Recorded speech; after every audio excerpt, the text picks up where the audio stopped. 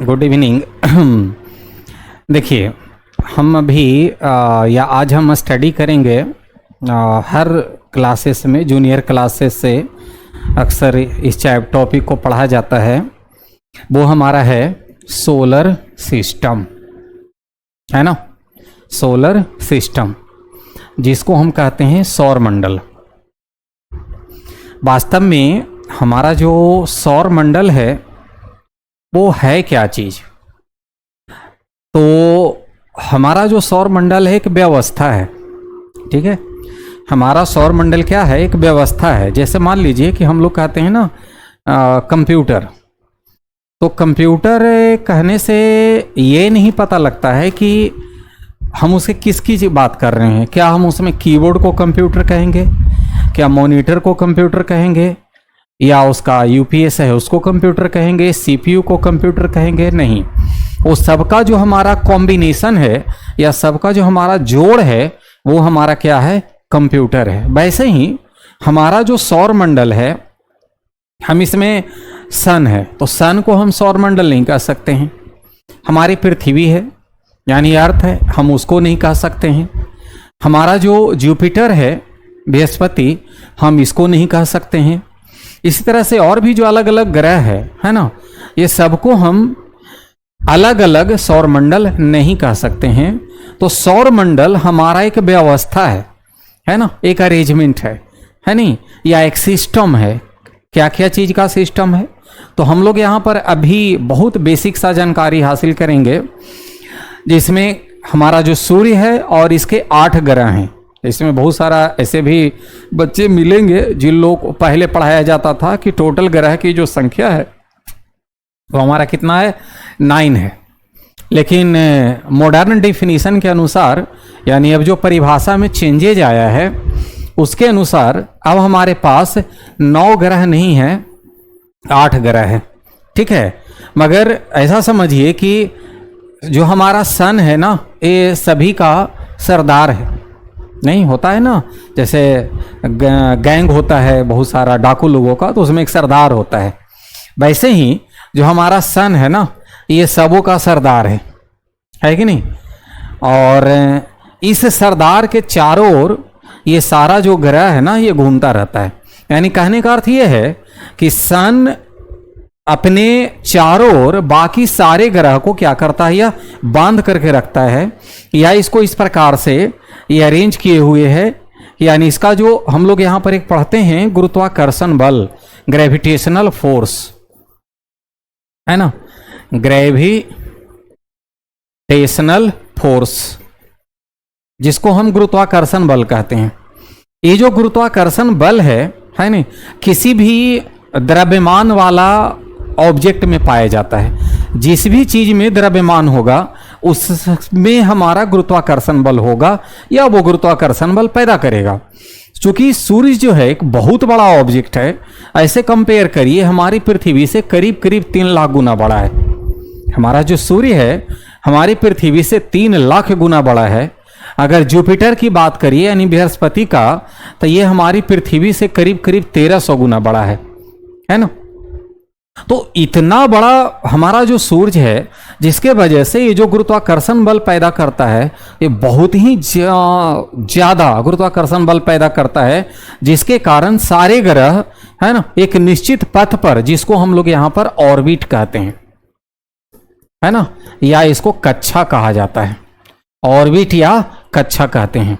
तो हर जो ग्रह है ये अपने अपने एक नियत कक्षा पर सूर्य के चारों ओर घूमता है। तो अब हम यहाँ एक बात समझ सकते हैं कि सूर्य, उसके अलावा इसके जो 8 ग्रह हैं, है ना, सबसे नजदीक का ग्रह कौन है? मरकरी, सूर्य के सबसे नजदीक है। दूसरे नंबर ये हमारा आता है पहला नंबर पर। दूसरा नंबर पे हमारा आता है वेनस यानी शुक्र, ठीक है। तीसरा नंबर पे अर्थ यानी हमारी पृथ्वी आती है। चौथा नंबर पर हमारा मार्स यानी मंगल आता है ना।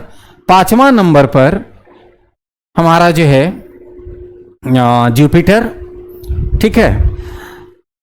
6ठे नंबर पर हमारा सैटर्न यानी शनि। 7वें नंबर पर यूरेनस और 8वें नंबर पर हमारा कौन है? नेपच्यून, ठीक है, तो ये नंबर के हिसाब से इसको याद रखना चाहिए, है ना। तो अगर हम लोग ये बात करें तो सन हमारा सेंटर में है और इसके चारों ओर सारे ग्रह घूम रहे हैं। ये तो एक बेसिक सा बात है, जिसमें 8 ग्रह है, सन है, तो सभी का व्यवस्था को हम लोग यहाँ पर सोलर सिस्टम कहते हैं। लेकिन एक चीज और आप पढ़िएगा, ये जो हमारा जुपिटर है और ये जो हमारा मार्स है, ठीक है, ये दोनों के बीच में यहाँ है ना, इसमें बहुत सारे है नहीं, हजारों लाखों की संख्या में बहुत छोटा छोटा जो है ना, कुछ बड़ा है कुछ छोटा है कि नहीं, घूमता हुआ हमारा हेवनली बॉडी है, आकाशीय पिंड है, जो भी सूरज के चारों ओर घूम रहा है। इस हिस्से को ना हम लोग एस्टेरॉयड बेल्ट्स कहते हैं, है ना। इस हिस्से को हम लोग यहां पर क्या कहते हैं, एस्टेरॉयड्स बेल्ट, जो हिंदी में उसको हम लोग क्षुद्र ग्रह का आप एक हिस्सा कह सकते हैं। ये सब सारा जो है ना, ये किस में आता है, क्षुद्र ग्रह में आता है, जिसको हम लोग एस्टेरॉयड्स बेल्ट कहते हैं, ठीक है। ये जो एस्टेरॉयड्स बेल्ट है, ये हमारा जुपिटर और मार्स के बीच में प्रेजेंट है।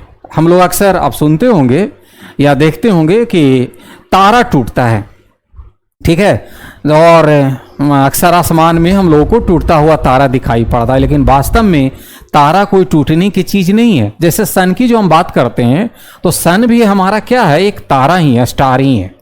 हमारा जो सूरज है वो क्या है, एक स्टार है।